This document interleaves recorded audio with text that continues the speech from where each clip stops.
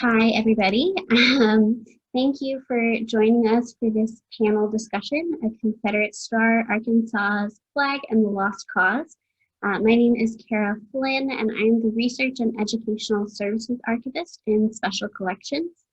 This event is sponsored by the University Libraries and co-hosted today by myself and my colleague Joshua Youngblood, who wears many hats, including Special Collections Instruction and Outreach Head, rare books, and history librarian.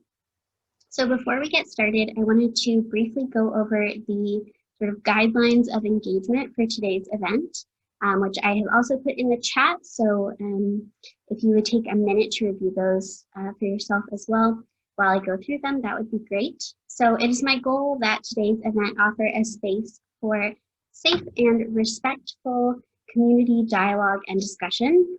To this end, all attendees' mics have been muted, and we ask that you keep your videos off.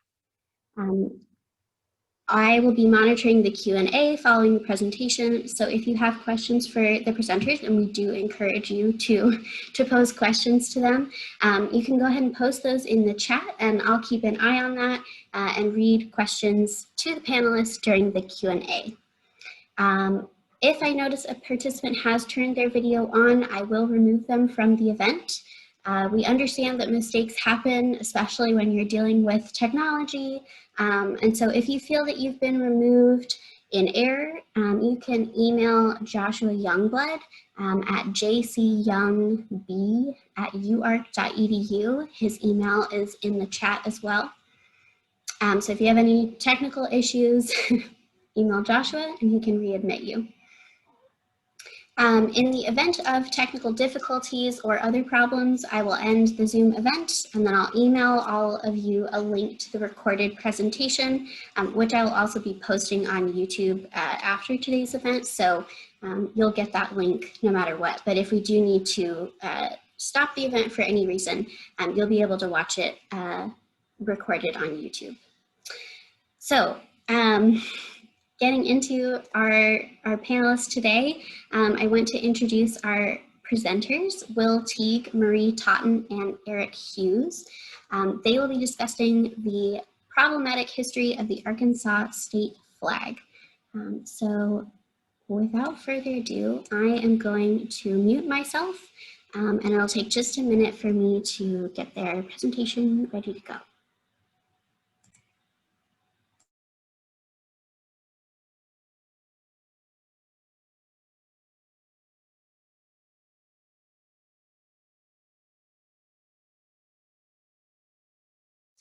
Hello, my name is Will Teague with Marie and Airic.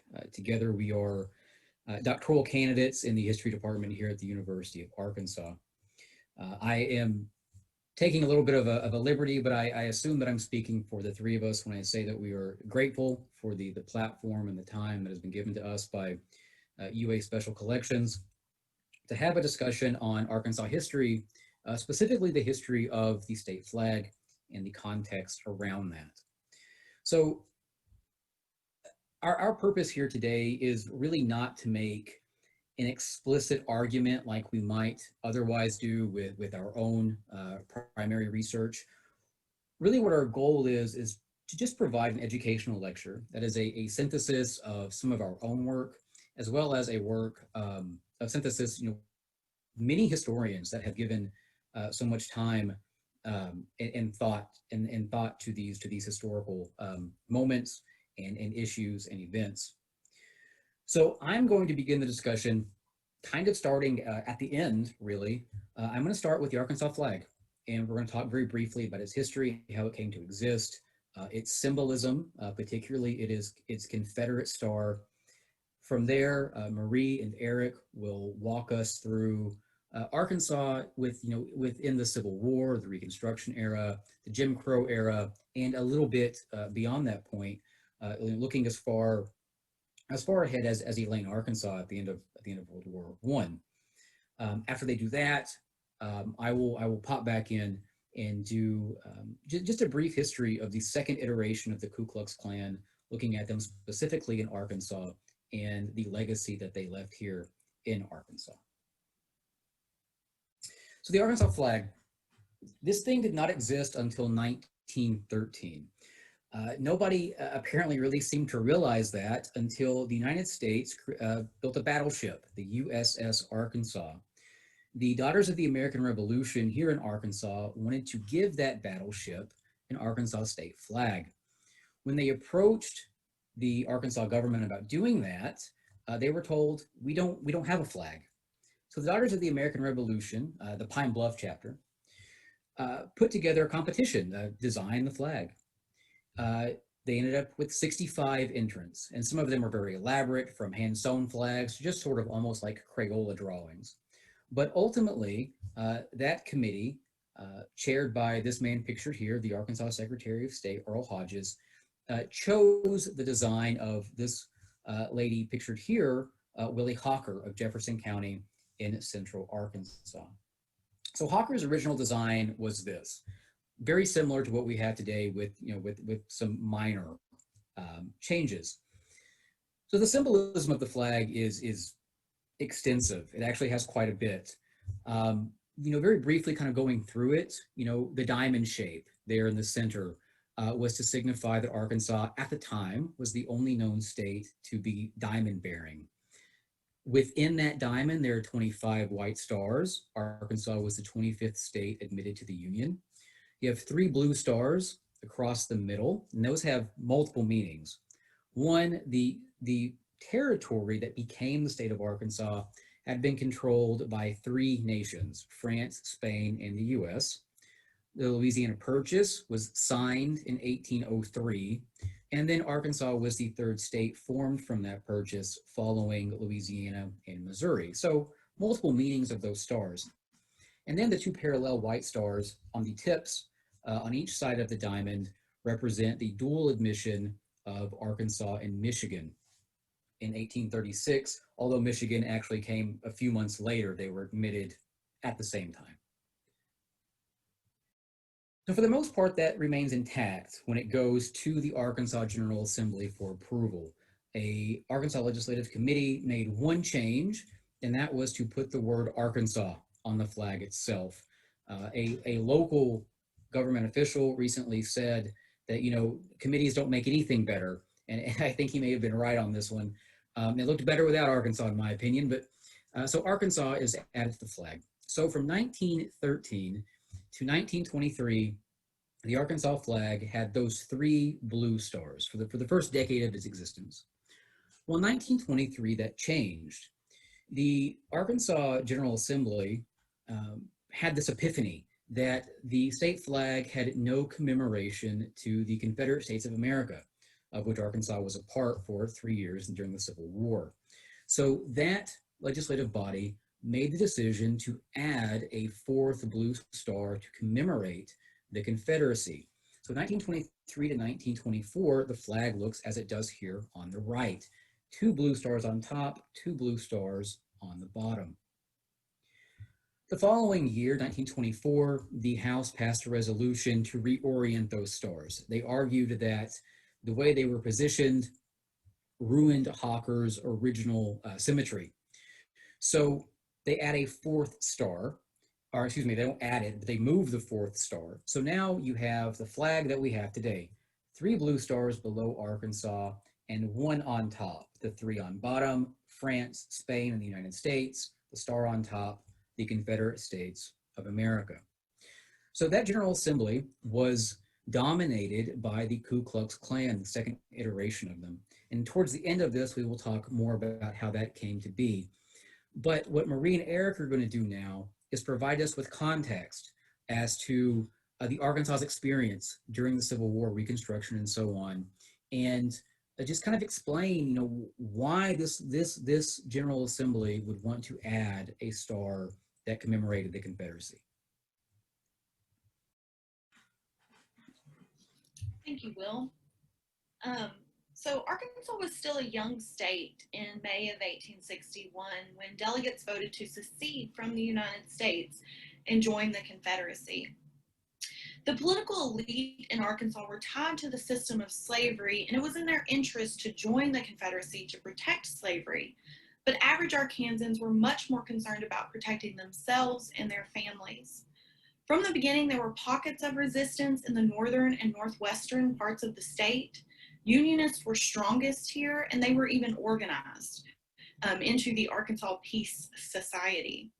White resistance to the Confederacy remained significant throughout the war. Arkansas supplied more troops for the Union Army than any other Confederate state proportionately, except for Tennessee.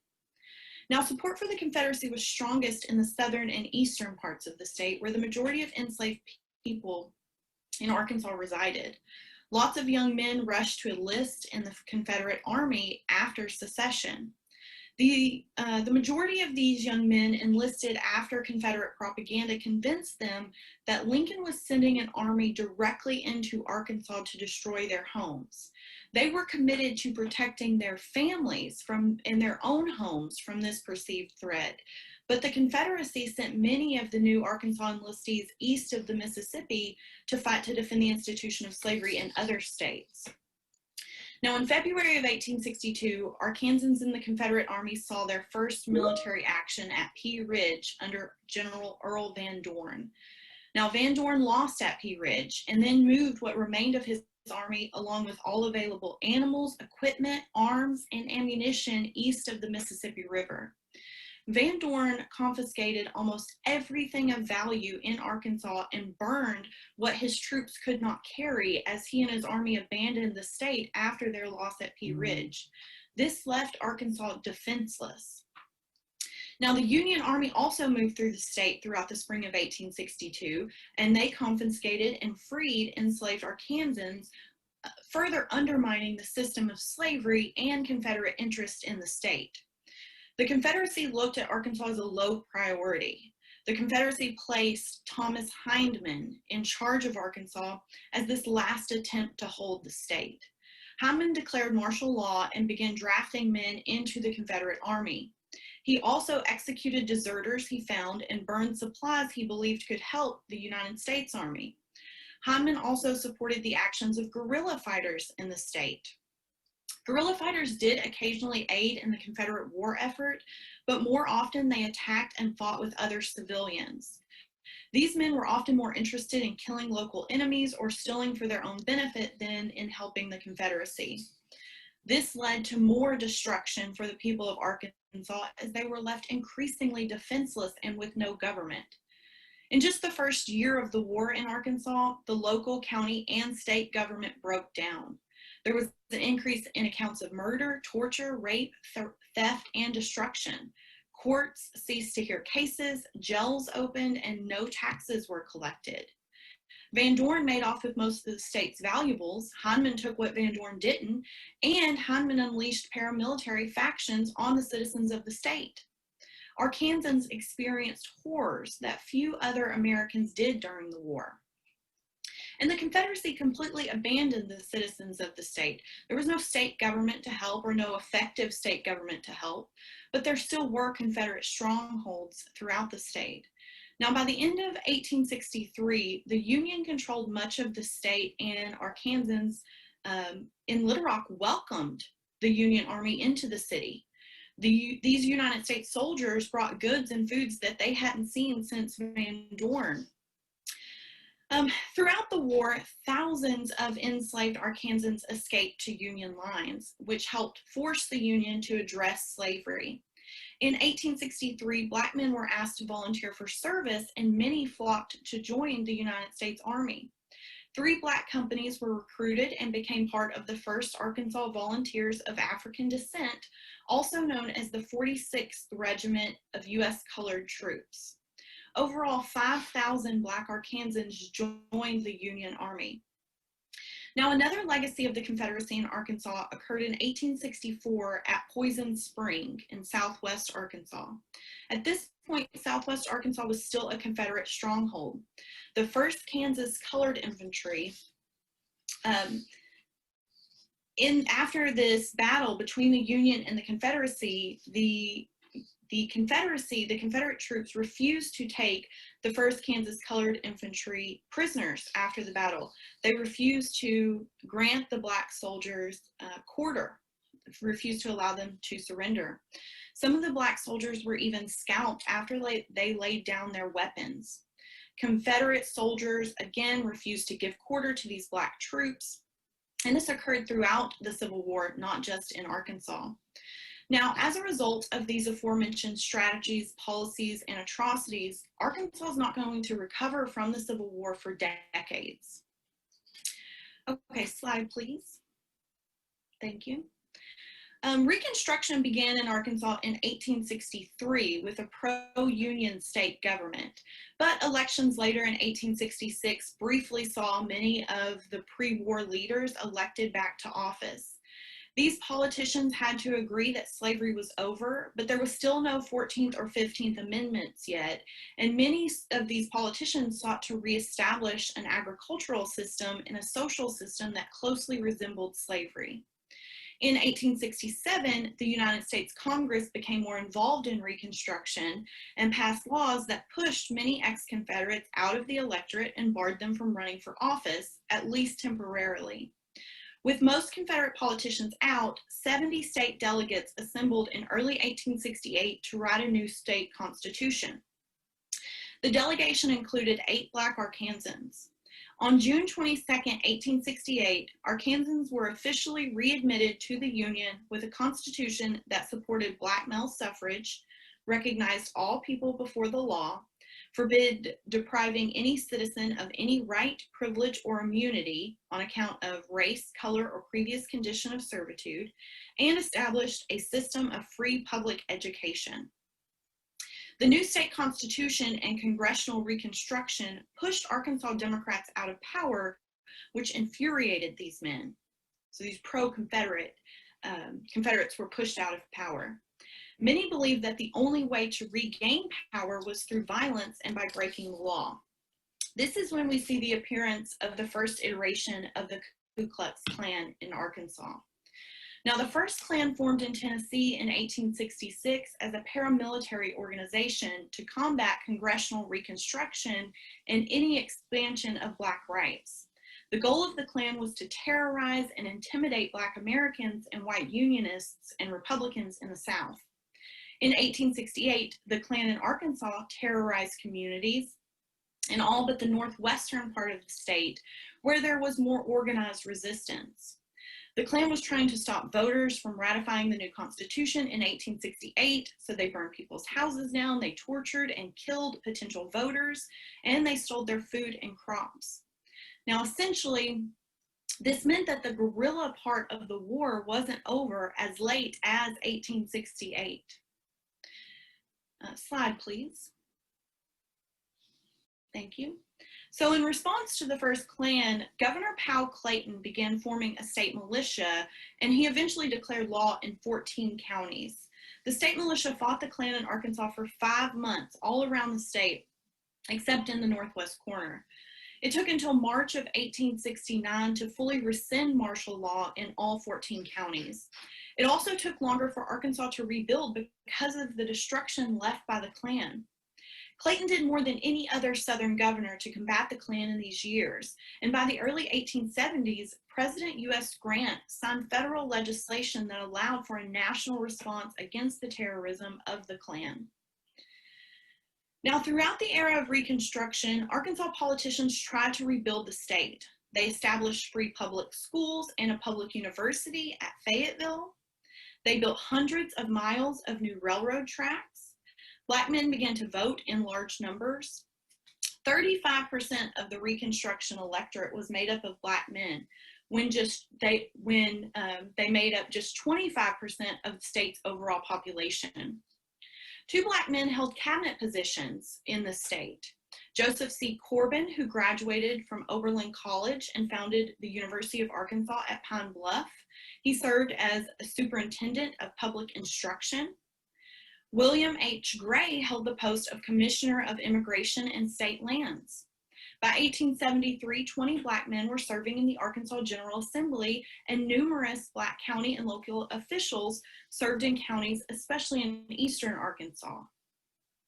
These state legislatures helped usher through the passage of 2 state civil rights laws that expanded opportunities and equality for Black Arkansans.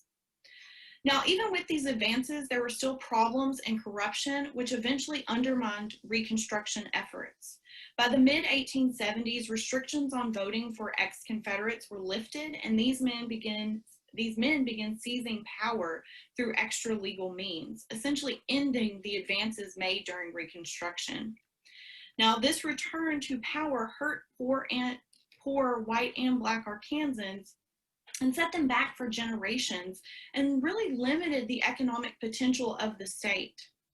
After Reconstruction's end, the legacy of violence and oppression was untethered from the actual historical experience of Arkansans during the Civil War and Reconstruction.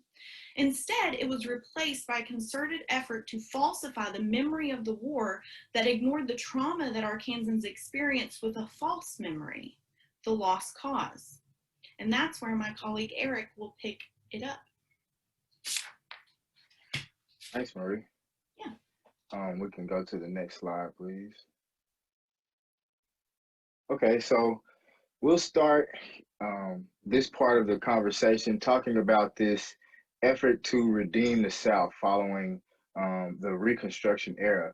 So after 1877, there was a coalition of Southern merchants and planters and businessmen who claimed to have a goal to redeem the South from the corruptions and the horrors of Reconstruction, or the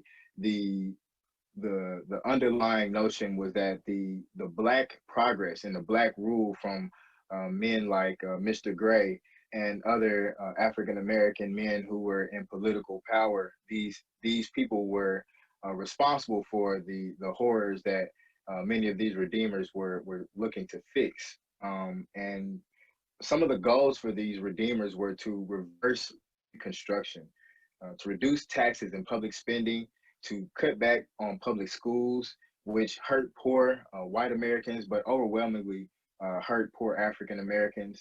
And in addition to the economic goals of reversing Reconstruction, you saw the increase in laws and legislative policies that would essentially re-enslave African Americans under the criminal justice system.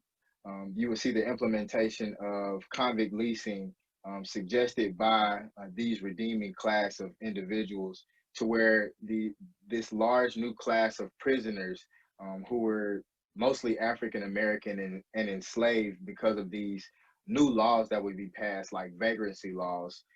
These African Americans who are now part of the criminal justice system were sold essentially for pennies on a dollar. Their labor was sold for pennies on a dollar, and they provided involuntary labor at a significantly high profit margin for many companies, especially companies in the railroad, mining, and lumber industries. So these laws that were passed were a part of this overall effort to reverse the progress that African Americans made during the era of the Reconstruction. And you would see disenfranchisement as one of the primary goals for the Redeemers, for these individuals who wanted to reverse the Black progress that had occurred. And so the rise of Jim Crow was an interconnected system that was partly dependent on disenfranchisement, partly dependent on segregation, and other economic oppressions like sharecropping, and undergirded with extreme violence. So when we look at the component of Jim Crow that was convict lease labor, this was a part of the economic design to re-enslave African Americans and capitalize off of the labor of these Black bodies. We can go to the next slide, please.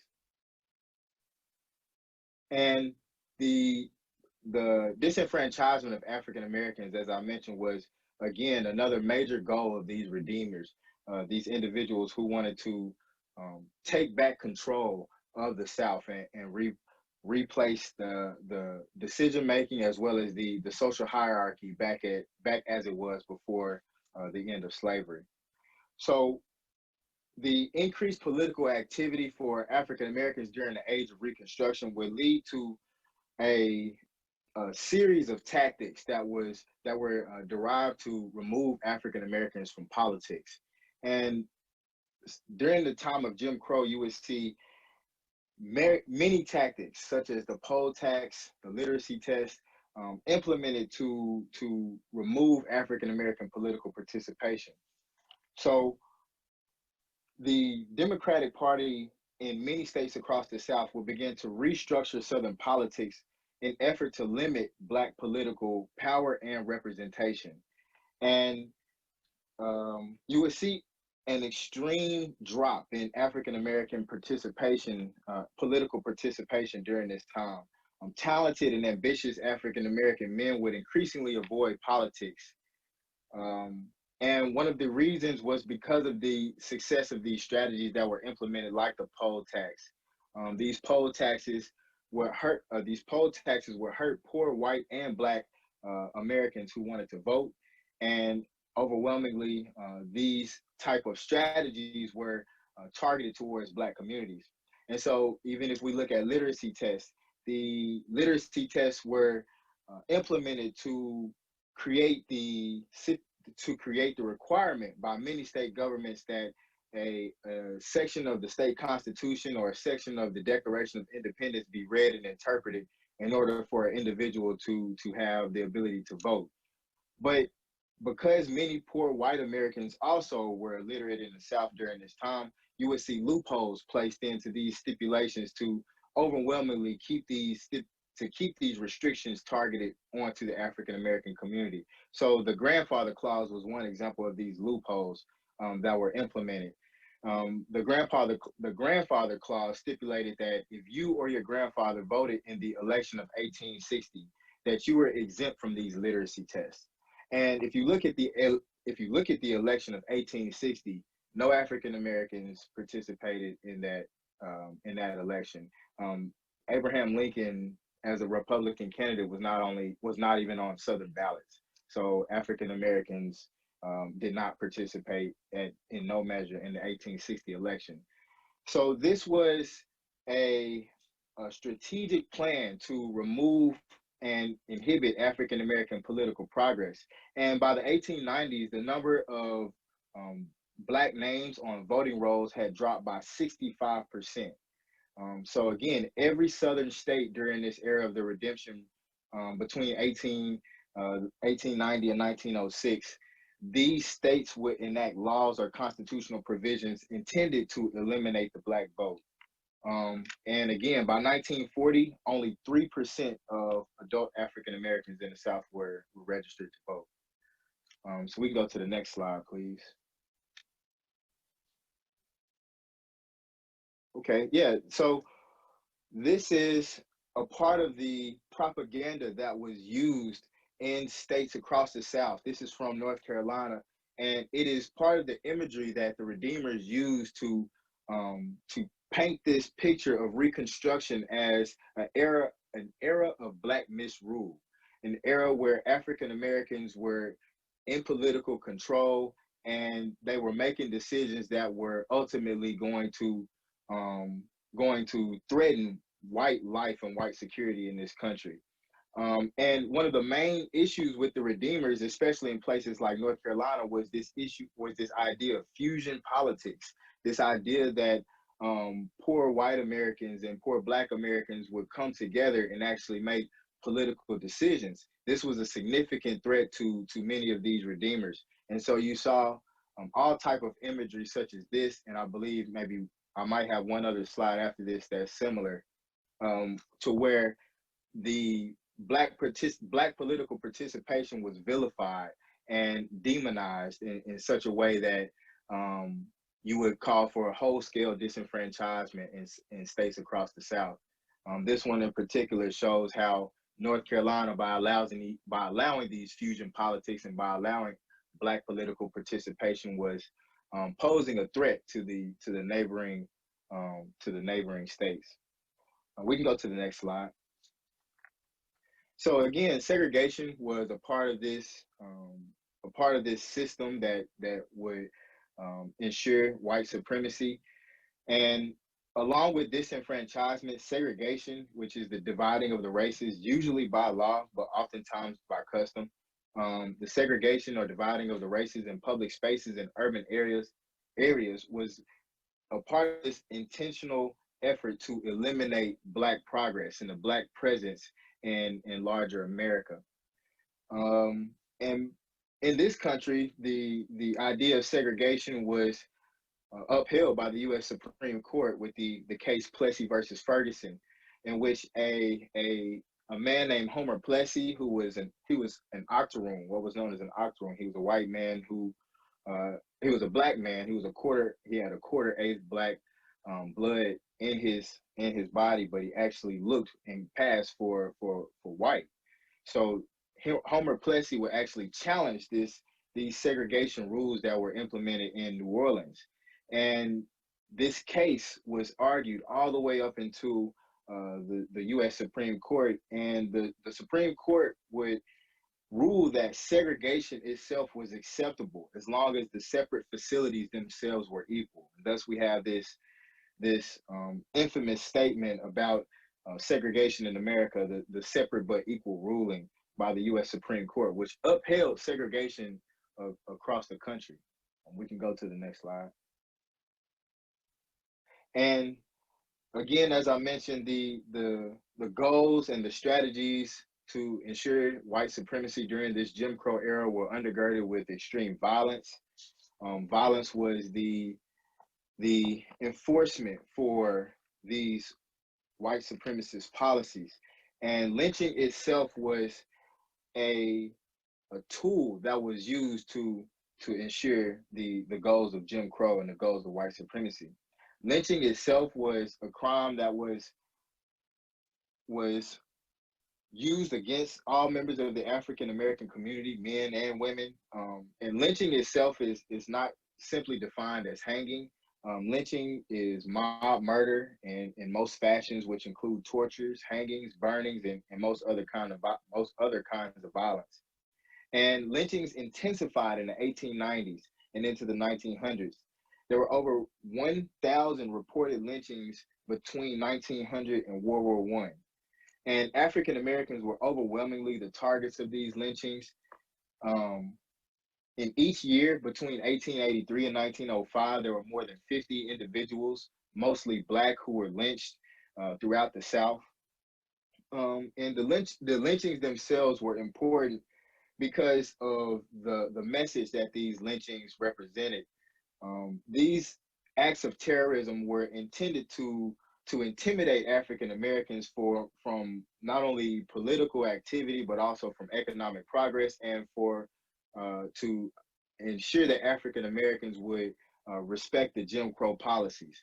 And these lynchings oftentimes were spectacles. They were served to send a message about who is in charge. I tell my students a lot of times, think the energy and the gathering and the ritual of SEC football, just with such a heinous ritual that's attached to it. These are events that brought thousands together, that communities often were built on these types of activities. And in the slide that has the lynching imagery on it, the woman in this crowd, a woman and her son, Laura Nelson, they were suspected of murdering a sheriff's deputy. These images were reproduced as postcards, and this was common practice at lynchings across America. You would see souvenirs taken from body parts, and you would see images of children posing with bodies sold as postcards. And as typical for most lynchings, no one was persecuted for these crimes. Next slide, please, or the slide after that. Yes. So this Jim Crow era was a part of the Redeemers' goals to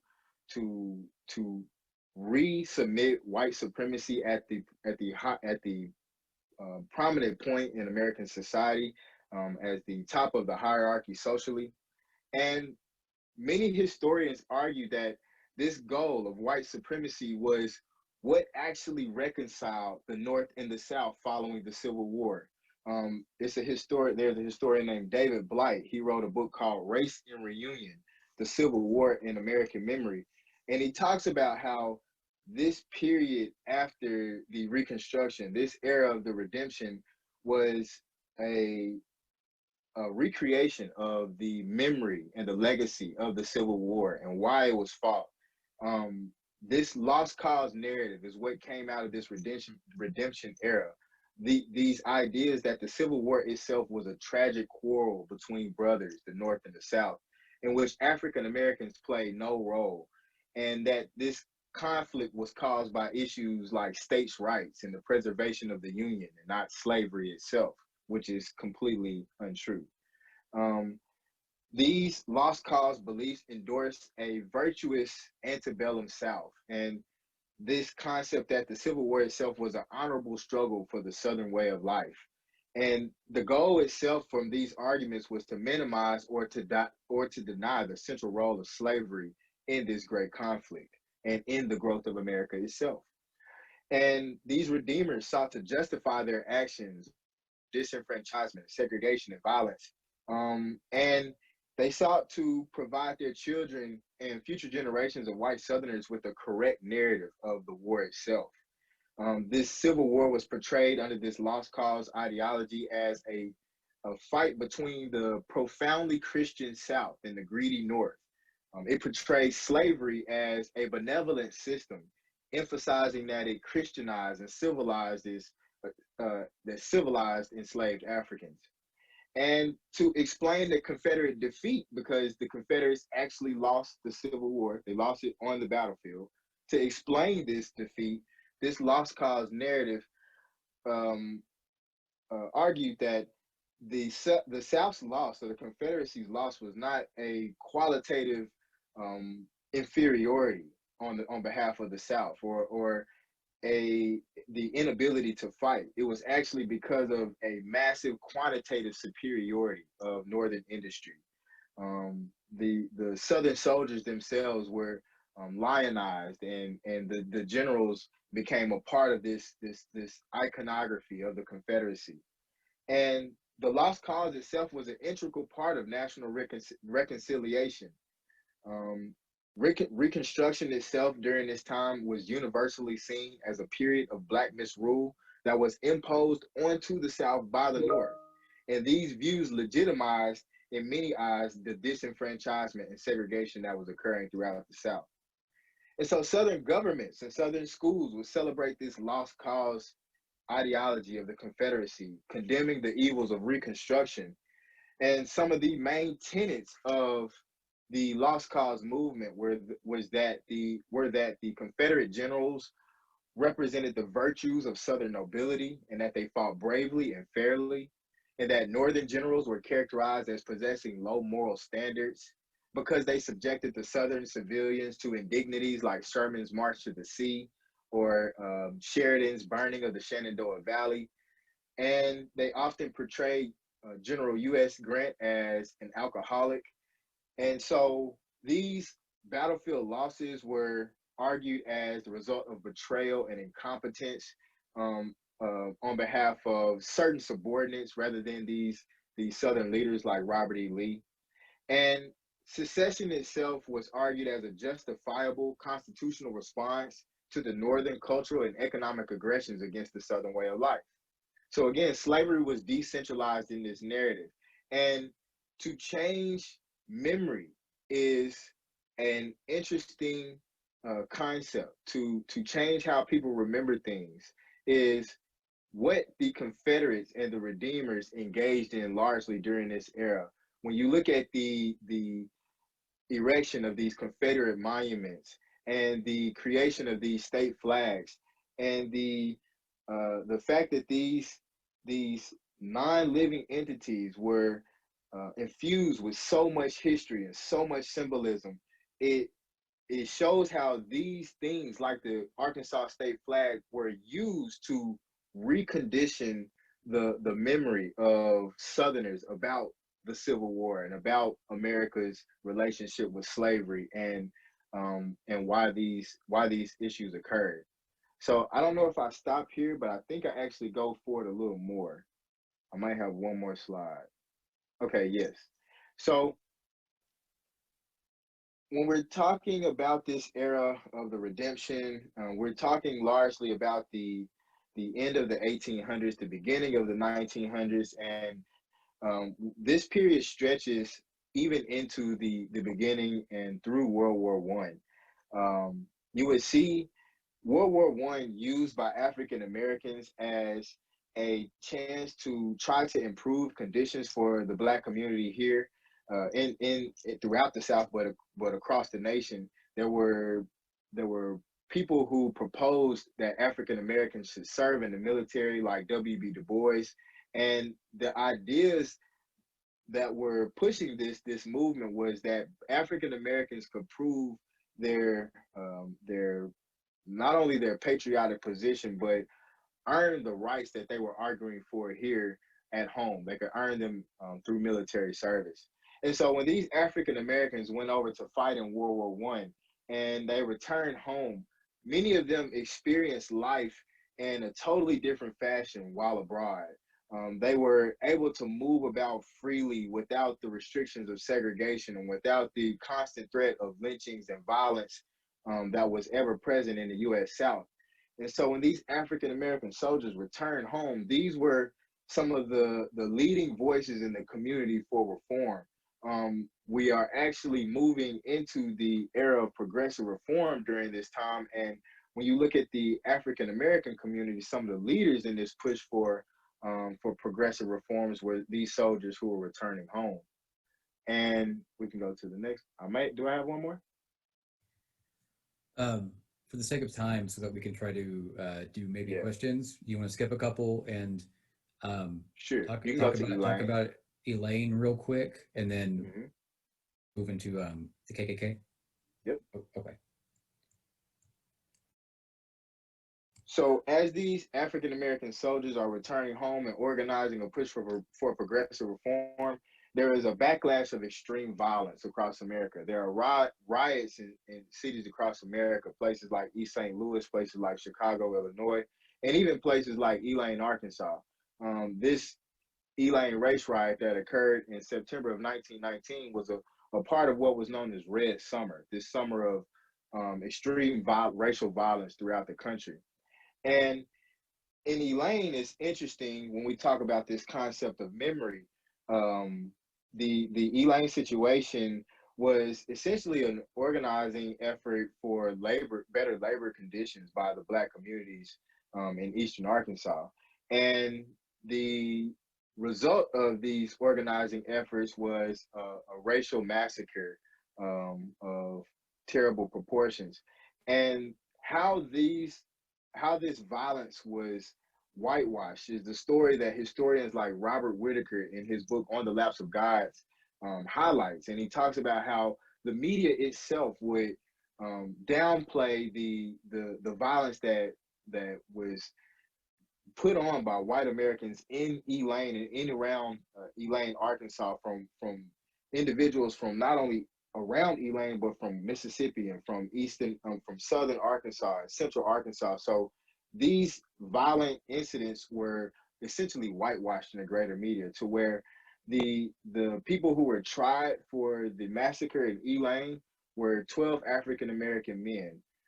And all of this was because of how the conditions themselves were portrayed. And Scipio Africanus Jones was the lawyer who took up the case for these 12 men. But the important thing in the connection to this idea and conversation about the state flag is the concept of memory, and how memory itself is fluid and can be changed because of the strategies and the tactics of people who support white supremacy. Right. Yeah. So thank you, Marie and Eric, for that. So going into this next section, the final section, they both have brought up a couple of really interesting things. Marie, on one hand, talked about Arkansas in the Civil War, and how, first off, not all Arkansans were with the Confederacy. About 20% of the Arkansans that died in the Civil War were not dying on behalf of the Confederacy. They were victims of the Confederacy, as well as many Arkansas soldiers were simply recruited and sent elsewhere to fight. So Arkansas was not this uniform of uniform mind within the states. It was not a state fully on board with what was happening. And with Airic, Airic is talking about a very important part here, and that's the lost cause, and how the lost cause completely reoriented the way that people thought about the Civil War and thought about Reconstruction, and how instead of saying, the Civil War was over slavery, it was over something else, it was over states' rights, or how instead of saying Reconstruction failed because the U.S. government failed to make sure that the 13th, 14th, and 15th Amendments were adhered to. Instead of saying it failed because of that, they were saying, well, Reconstruction failed because African Americans were not mentally equipped to handle political access. So these are two very important ideas that are going to take us into the minds, if you will, of the second iteration of the Ku Klux Klan. So the rise of the second KKK happened in 1915. And what's kind of interesting about it is that the second KKK was a case of life imitating art. In 1905, a book was published called The Klansman by Thomas Dixon. 10 years later, that book was turned into a film, a highly popular film called Birth of a Nation. Woodrow Wilson famously had a private screening at the White House and praised the film, spoke very highly of it. This Birth of a Nation film works off of these ideas of the Redeemers and of the Lost Cause, and of how African Americans failed themselves in taking political control and were instead part of the problem. It's fantastically popular, and it inspires the birth of the second iteration of the Klan. A man named William Simmons in Georgia worked off of these ideas to create this second Klan. Part of this life imitating art, just that I think is interesting and should be noted, is that when we think of the Klan, if we think of hoods and burning crosses, that wasn't original. That actually comes from this. They were looking for ways to stand out and to represent themselves and to set themselves apart as this sort of white savior organization. And they looked to this art to create their imagery. So the heyday of the second Klan is actually going to be in the early to mid 1920s, but again, it comes into existence in 1915. Now, the second Klan was different from the first version and the third or the current version of the Klan. First and third are really focused on suppressing the rights of African Americans. The second Klan had, let's say, the luxury of being able to have a broader scope. By the 1920s, the way that African Americans were treated in the United States was so well ingrained that they didn't have to just focus on Black Americans. They could look elsewhere, and they could pull from other American traditions that had sprung up since the colonial era to create a range of people and of groups that they were against. So this list is very long and really can be summarized as, if you were not a white Protestant member of the Klan didn't like you. But to be specific, immigrants, anybody that could be thought of as a communist or radical, Jews in particular, Jewish immigrants, Bolshevik Jews from the newly formed Soviet Union were always assumed to be communist. They were fiercely anti-Catholic. They thought that you could not have allegiance to both the Pope and the United States, that Catholics were kind of a fifth column within the nation that were looking to somehow usurp the US government, that they weren't good Christians. With the Jews, other than the communist idea, they also would fall back on, well, the Jews killed Christ. So they really have issues with Jews and Catholics. Liberal theologians, people that don't adhere to a strict kind of fundamentalist Christian ideology, they were fiercely for prohibition. Immigrants, particularly Irish and German immigrants, were known to drink. They were known to have social clubs at pubs at bars, at saloons. So by targeting alcohol, you are targeting immigrants as well. So if you're a moonshiner or a bootlegger in the era of prohibition, the KKK sees you as part of society's problems. And then if you were a labor organizer, they probably didn't like you. And if you had any sort of morality that they deemed as undesirable, they didn't like you. Particularly, if you could be thought of as a sexual deviant, now whether this was prostitution or homosexuality, they did not want you in the country, particularly if you were an immigrant. You were not allowed to come into the nation if you were either of those things or deemed to be either of those things. This is all within their scope of hatred, essentially. So the Klan in Arkansas begins about 1921. They send recruiters in 1921. By the end of 1921, by that December, and by the January of 1922, there are Klan chapters in Prescott, Gurdon, Hot Springs, Malvern, Fort Smith, Ozark, and so on. By the summer of 1922, you have anywhere from 25 to 75,000 Klan members in Arkansas. That scope is so broad because while some of these people were very willing to be open about their ideology and were not ashamed of it whatsoever, there were others that still wanted to be secretive. So the scope there is kind of is large, but 25 to 75,000 by the summer of 1922. By August of 1923, just about every town in Arkansas had Klan presence. It had 135 total chapters in the state. Arkansas, and Little Rock specifically, also gave birth to the female auxiliary of the Klan, the Women's Klan, which was immediately popular and very, very quickly spread to all, at the time, 48 states. So the Klan was well entrenched in Arkansas. It was popular. By the summer of 1923, by the spring of 1923, really, they were already attracting, at least at one point, up to 10,000 people to ceremonies to induct them. So the Klan is popular. So Klan politics in the state, the Klan held what they called pre-primaries, and this was a way for them to essentially rig elections.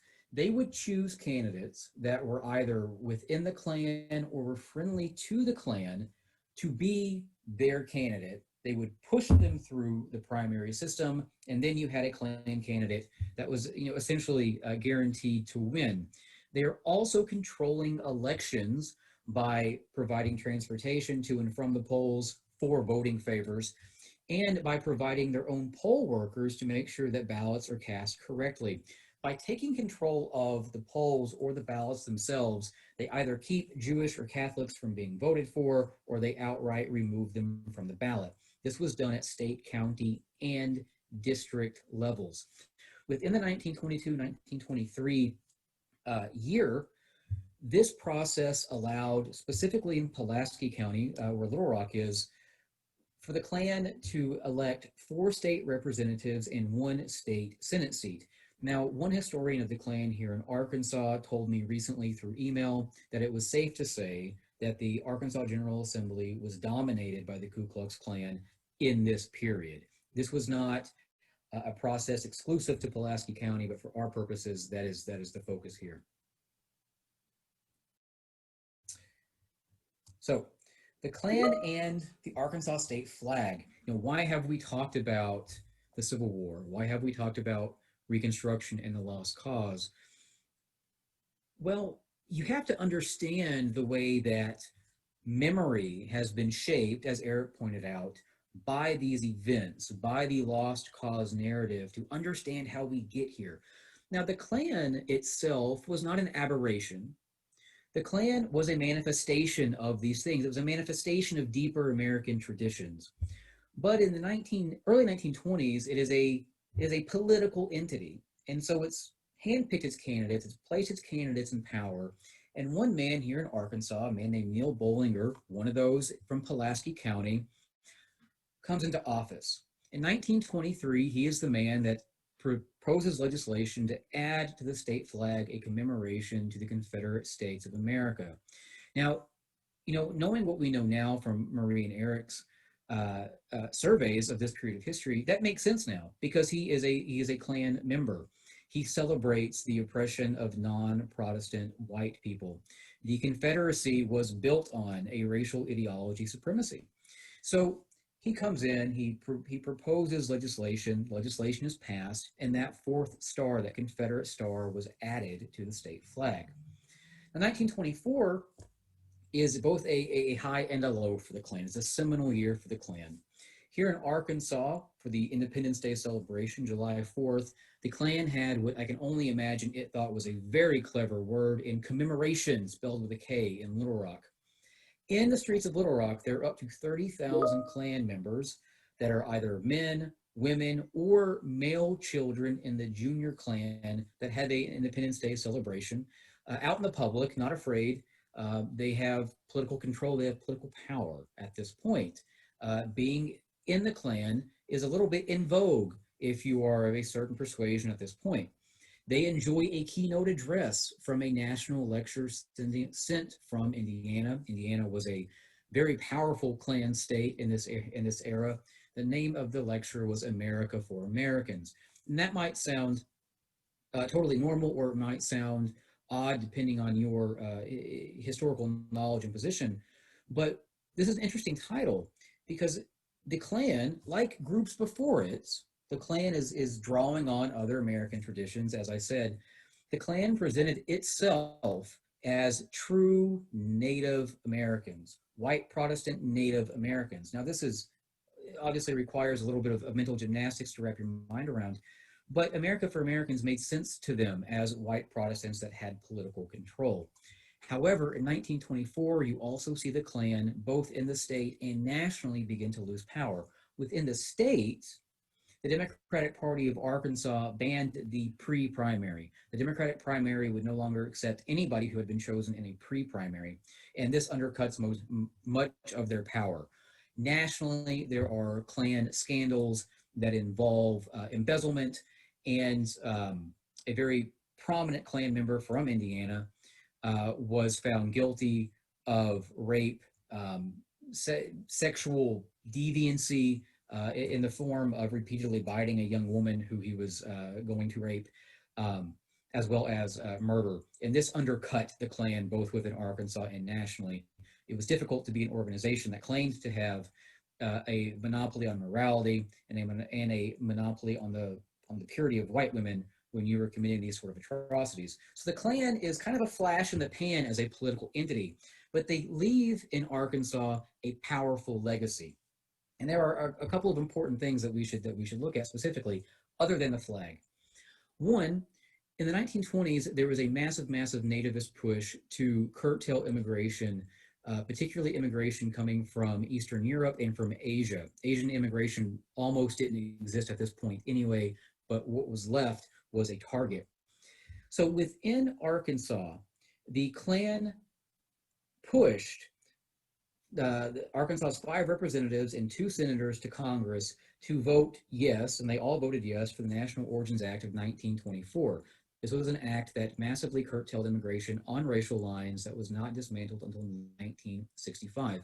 So the Klan's really final political power on a national scale is towards immigrants. That is their contribution. Within the state itself, and again, this is why that lost cause narrative is important, is the Klan managed to take control of Arkansas history textbooks. And here are some textbooks pictured here from the era. This was actually just from a Arkansas Online article from over the summer that dug through some of these textbooks just for general interest purposes. And they offer us a couple of interesting quoted lines from these books. These books, approved by a Klan-dominated legislator and at the behest of the United Daughters of Confederacy, said of the Ku Klux Klan that they were, quote, fine white men of the South, and, quote, that they organized the Ku Klux Klan to prevent so-called ignorant Negroes from voting and to keep them in their right places.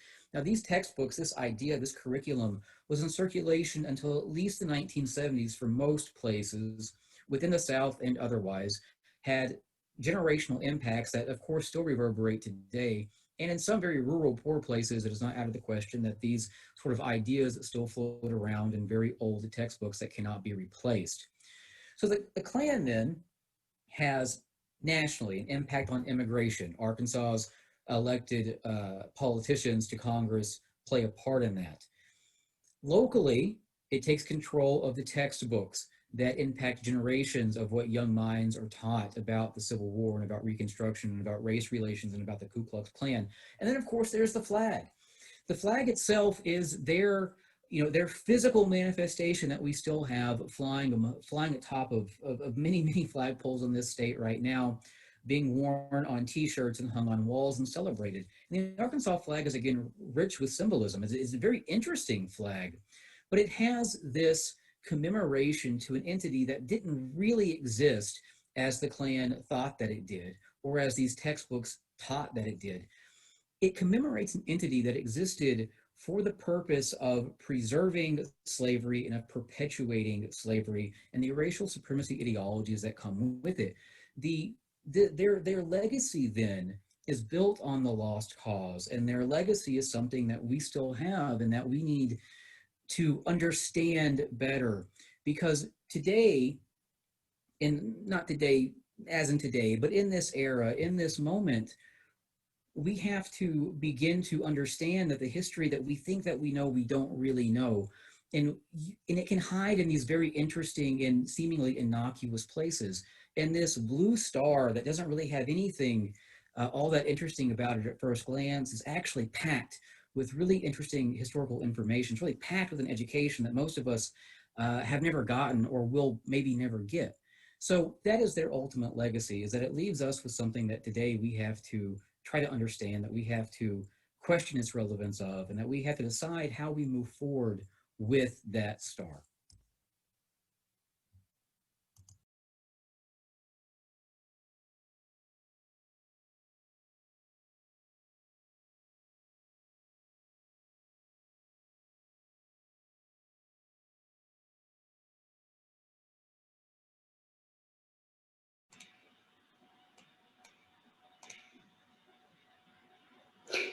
Sorry, guys, I got a little trigger happy with my my pause sharing there.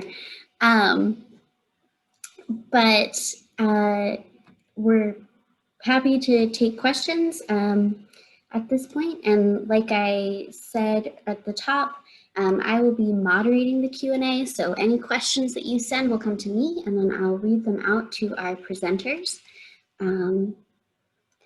All right, so we've got quite a few already. So let me get back through the chat here. All right. Okay, so first question was, did the idea of WASPs, white Anglo-Saxon Protestants, come from the second iteration of the KKK, or was it already established? Marie or Eric, do either of you, or I don't know how you want to do this. Go for it, Will. Yeah. Oh, I don't actually know if the idea of the WASPs came from the second iteration of the Klan. The focus on Anglo-Saxon, culture and this idea of racial perceptions and ethnic perceptions as they're evolving from the 19th century onward, that certainly existed. A focus on the preservation of Anglo-Saxon race or of what do they call it? Nordic Anglo race, I think, was another term that came up, something to that effect. This idea of Western and Northern European racial supremacy certainly came up. And when the Second Klan was talking about the immigration bill in the early 1920s that comes into existence in 1924, there was certainly a focus on that.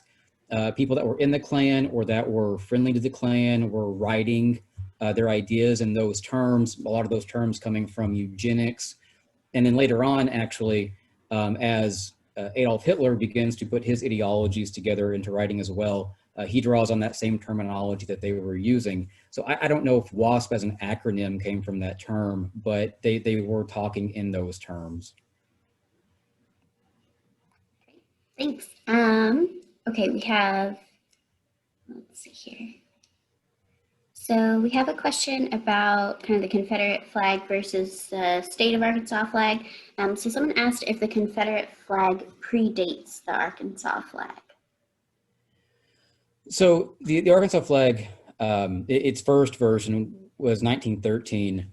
The Confederate flag, as we know it, was never, the flag of the Confederacy itself. As we recognize it, it's the 1940s and the Dixiecrats and the third iteration of the Klan that kind of bring what we know as the Confederate flag into existence.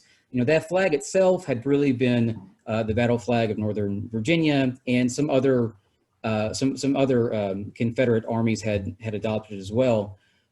So the flag itself, the way that it looks, its design, its existence, materially, yeah, it predates the Arkansas flag, but the way we kind of associate it directly with the Confederacy comes after the Arkansas flag's creation.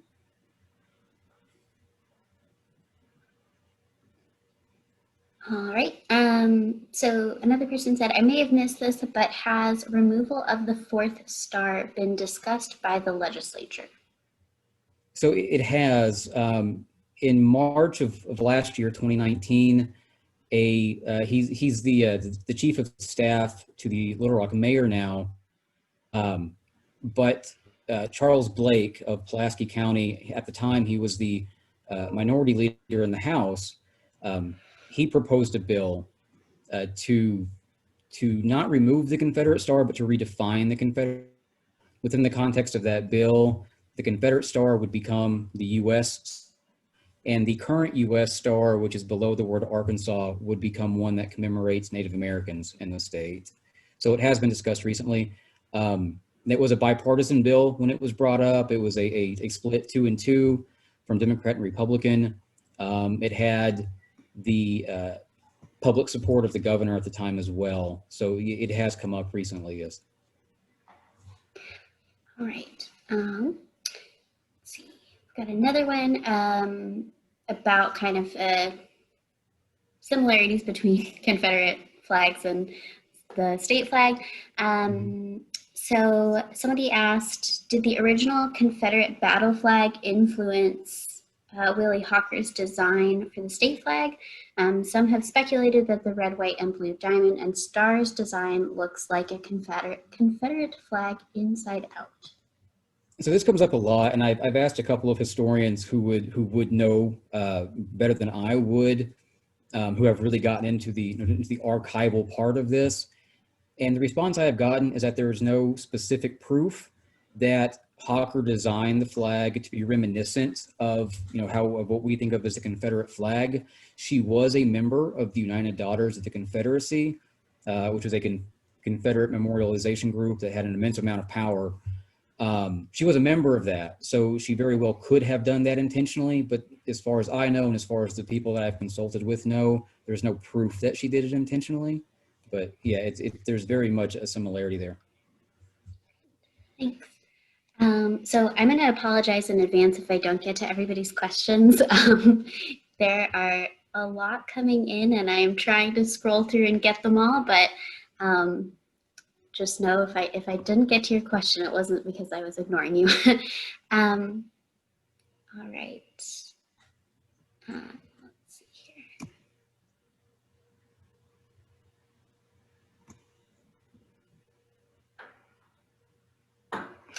Somebody asked, are you suggesting the Democratic Party in Arkansas flipped from the need for slavery conversation during the Civil War and then flipped in the 1920s?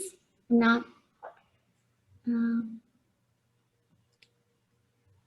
not sure about the wording of that question, but are you suggesting the Democratic Party in Arkansas maybe change their mind from the need for slavery position during the Civil War and then changed in the 1920s? maybe this question is asking, maybe did the Democratic Party know during the Civil War that they were fighting for slavery, and then they changed after the creation of the Lost Cause myth? And if that's the case, then yes, during the Civil War, the Democratic Party wrote extensively that they were leaving the Union, that Confederate states were leaving the Union, and I should say the Southern Democratic Party. They knew that they were leaving the Union for slavery, to defend slavery. We have all of those primary sources. And then after they adopt this lost cause narrative that says it's for states' rights, those tenets that Airic and Will both talked about. So if that's the question, then there's an answer. Sorry if I didn't get your question quite right. So this is another good question. What do panelists think should be done with the Arkansas flag, and especially its Confederate star now? Oh, so, that I think what the panelists think is that, this should be, as I speak for Marie and Airic, is that this should be, it should go before the legislature and it should be discussed. In 2016, if you all remember, the state of Arkansas decoupled Robert E. Lee Day from MLK Day. And after that was done, there was an interview with the governor. And in it, he basically said, for us, this wasn't a political measure, it was an educational bill. And that we sat down at a table with one another with a diverse, group of people and views, and we talked this thing out and we learned from each other. And it just, occurred to us that we cannot always see history through just our own lens or just through, one specific lens. We have to be open to these new ideas, new information. And because of that, the legislature decoupled Robert E. Lee Day and MLK Day. So I would like to see a similar conversation like that happen. Now, with the flag itself, there are a lot of options, of course. You could simply resurrect the bill that was put forth last year in 2019 and just redefine the star. I think that's sort of your minimal compromise. I think Airic, in a conversation one day with Airic brought up a really good point, is that there needs to be some sort of physical change because you need to have the symbolism of the flag coming down and the new flag going up, I think, to really drive home the point of the importance of this history and of this entire story itself, right? Because right now that star doesn't just represent the Confederacy, but it represents the Confederacy while being placed there by a group that was racially supremacist at a minimum, but also, of course, had so much disdain for Jews and for Catholics and for immigrants, a group that just doesn't really represent who Arkansans are anymore. So minimally, I think the star should go. Now, if you go back to Hawker's original design of 1913, that might be a compromise. If you just completely redesign it, that might be the best option. I don't know. These are public conversations that we have to have. And what the three of us are just trying to do at this point is just provide the information for the conversation to happen. This isn't, something that I think should be done, by decree or overnight, but something that should develop as something that does represent all Arkansans. Right now, the Arkansas Secretary of State website ends their story of the flag with something to the effect of, "This flag stands for all Arkansans." And I think that's just phenomenally tone deaf when placed into historical context. But we can use the history that we know and that we have to actually create a flag that does that. And how that unfolds and what it looks like, who knows? Maybe you have another design competition like they did it in 1913.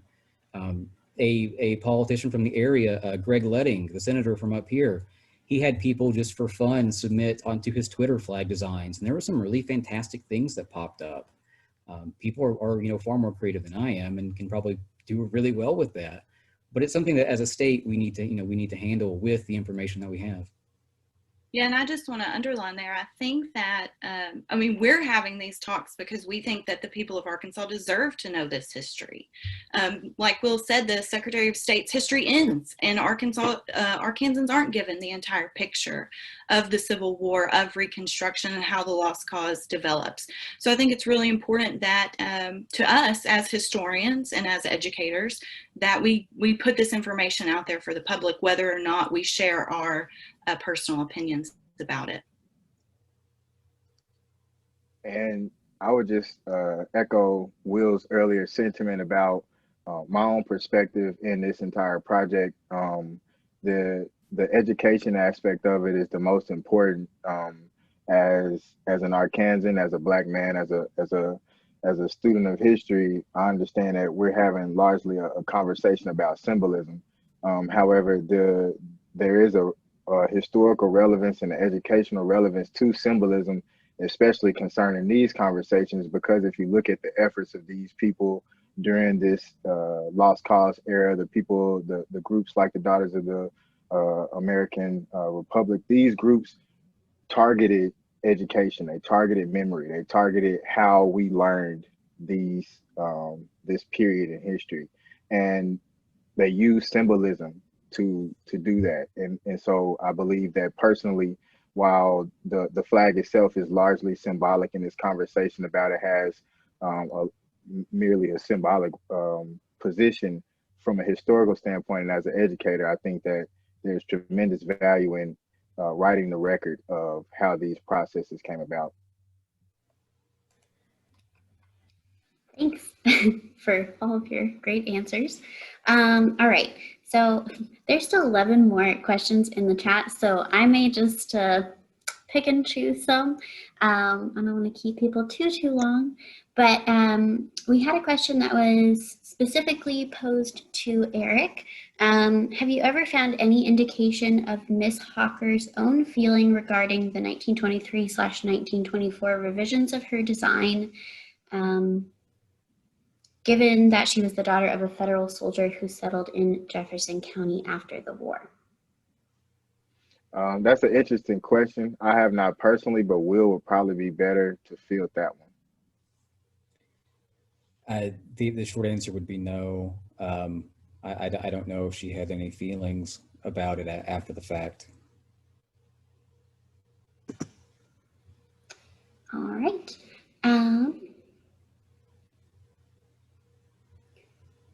Oh goodness. All right. They just keep coming.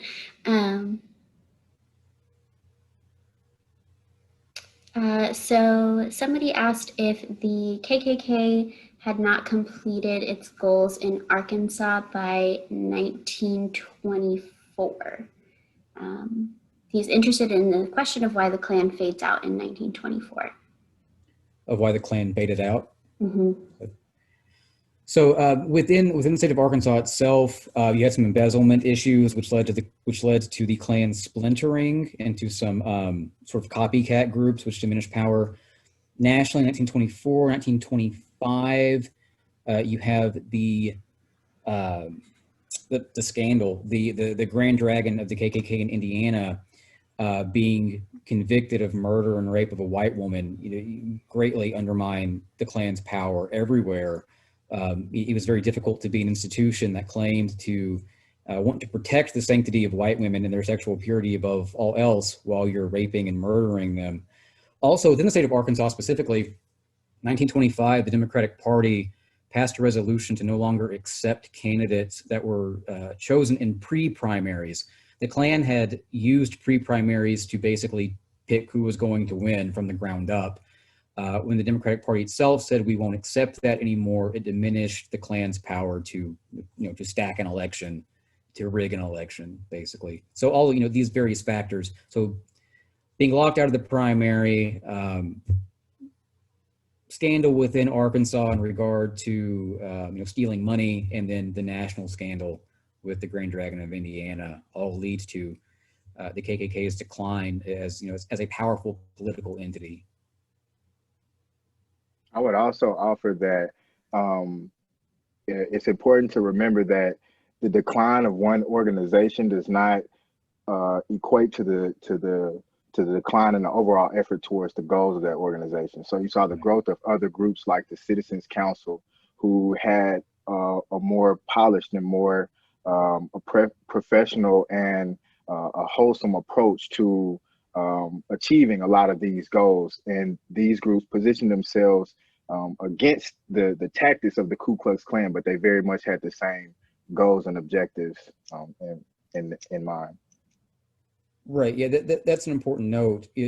the Klan as a political entity ceased, to exist, but their ideology didn't. The Ku Klux Klan was not an aberration. It was a continuation of ideas that came before them, and their ideas continued after them. Just because the Klan stopped to be a formal entity didn't mean that their goals went away. All right, I'm gonna cherry pick a couple more questions.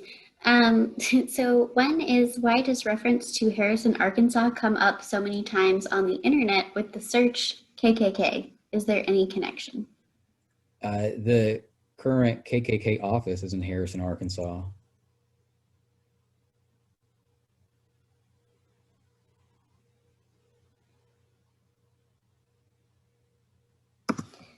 Alrighty, let's see.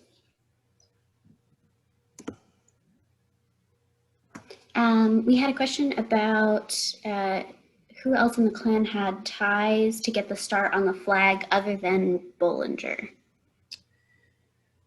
I can't give you specific names. I don't know them off the top of my head.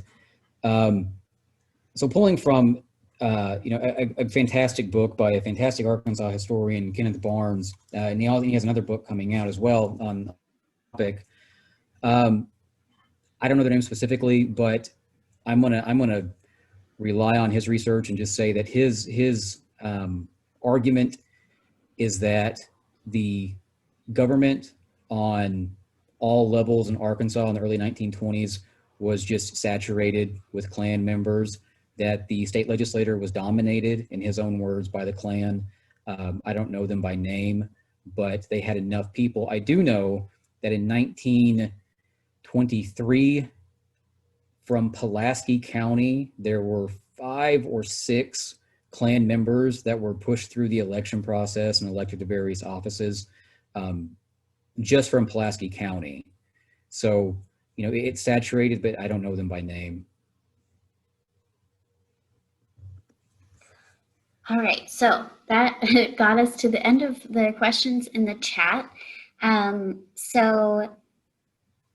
We had a number of participants who offered up some kind of further resources that people might be interested in. So when I send out the follow-up email, I'll be uploading this recording to YouTube. So the follow-up email will probably go out tomorrow because it does take a little bit of time to upload those longer videos. But when I send that email out to everyone who registered, including those who couldn't be here in person or virtually live today, I'll include some of the additional resources, sort of further reading. Oh, hello, Kat. That some of the attendees have suggested. So hopefully those will be useful to you all. We also have some finding aids for special collections, manuscript collections that might be of interest. So I will include all of that in the follow-up email, and you can expect to see that in your inbox tomorrow. So this will be available on YouTube tomorrow, if not later tonight. So you can go back and look at it, or recommend it to your friends. And I want to thank our presenters so much for their great presentation and discussion, and also for kind of being flexible as we figure out the logistics of how to do these kinds of things virtually this semester. So I'm going to turn it over to you guys if you guys want to make any sort of final statement, and then I'll go ahead and end the event. Oh, I think just, well, Marie, you can, I saw you turn off your thing.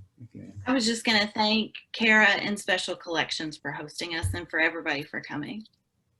I'm sure you're as well. Wiser words of wisdom. No, if I have any words of wisdom at all, they're gone for the moment. I have to sleep and eat to recharge whatever I have to offer. But yeah, I was going to say thank you as well to the library and Special Collections of hosting this. I know that there was maybe a little bit of Facebook drama around it, so I appreciate their willingness to stick it out, and everyone's willingness to just listen and be willing to learn and ask questions, and and just participate in what needs to be just a very civil discussion, with each other. And we appreciate that. I appreciate that. And, thank you. All right. Thanks, everybody. Thanks.